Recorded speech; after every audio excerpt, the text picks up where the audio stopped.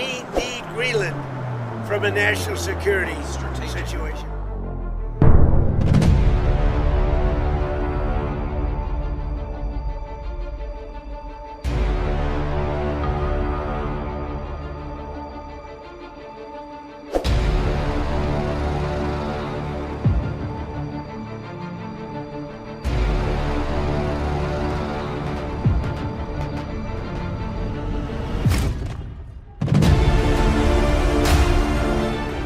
도널드 트럼프 미국 대통령이 덴마크령 그린란드 영토에 대한 야욕을 노골적으로 드러내고 있습니다.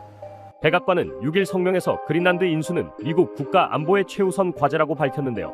필요시 미군을 활용할 수 있다고도 하며 군사력 사용 가능성까지 암시했습니다. 트럼프는 집권 1기 때부터 그린란드에 눈독을 들이며 병합 의지를 보여왔는데요. 베네수엘라 니콜라스 마두로를 체포한 후 그린란드에 대한 언급이 부쩍 늘었습니다. 그는 4일 에어포스원에서 현재 그린란드는 러시아와 중국 선박들로 둘러싸여 있는데 덴마크는 안보 역할을 할 수 없을 것이라고 말했죠. 또한 그는 20일 후에 그린란드에 관해 이야기하자고 답해 근시일 내에 미국이 그린란드 개입에 나설 것이라는 우려가 나옵니다. 트럼프의 최측근인 스티븐 밀러 백악관 부비서실장은 그린란드는 당연히 미국의 일부가 되어야 한다며 이에 맞서 미국과 군사적으로 싸우려는 나라는 없을 것이라고 했습니다. 그는 세계는 힘과 권력에 의해 움직인다며 무력 사용 가능성도 언급했죠. 최근 그의 아내이자 보수진영 팟캐스터인 케이티 밀러도 마두로 체포 직후 자신의 SNS에 성조기를 합성한 그린란드 지도와 함께 곧이라는 문구를 올려 논란이 됐습니다. 덴마크는 즉각 반발하고 나섰는데요. 메테 프레데릭센 덴마크 총리는 트럼프 인터뷰 보도 직후 미국이 그린란드를 장악해야 한다는 말은 완전히 터무니없다고 성명을 냈죠. 그는 미국이 나토 동맹국을 공격하면 나토는 물론 2차 대전 이후 안보 질서 등 모든 것이 끝날 것이라고도 경고했습니다.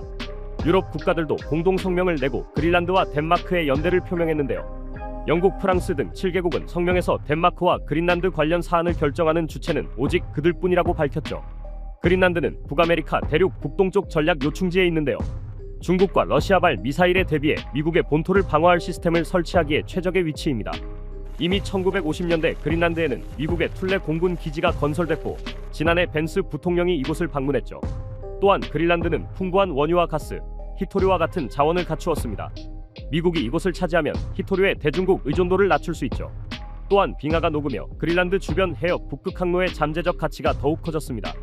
그린란드 무력 점령 가능성에 대해 뉴욕타임스는 베네수엘라와 같은 명분을 찾기 어렵고 나토 동맹과의 갈등을 감수할 만큼 경제적 이익이 크지 않다고 분석했는데요. 유럽은 나토 동맹의 보호를 받는 그린란드를 미국이 무력 점령하는 것은 가능성이 낮다고 선을 긋고 있지만 베네수엘라 사태의 상황을 예의주시 중입니다. 덴마크는 그린란드의 방어 태세를 강화했는데요. 지난해 1월 북극 초계함 2척과 장거리 드론 등을 새로 구매하고 개설매 순찰대 2팀을 신설했습니다.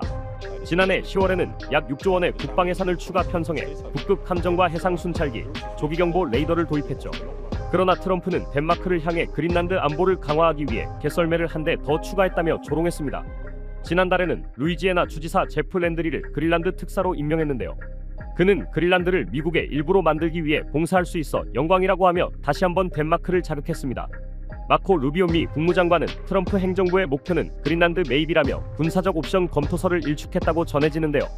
백악관은 모든 수단을 배제하지 않겠다는 입장을 유지 중입니다. 덴마크 정보기관은 처음으로 미국을 잠재적 안보 위험으로 규정했는데요. 동맹국에 대한 군사력 사용 가능성까지 배제하지 않는 미국의 유럽의 결속과 재무장에도 속도가 붙을 것으로 보입니다.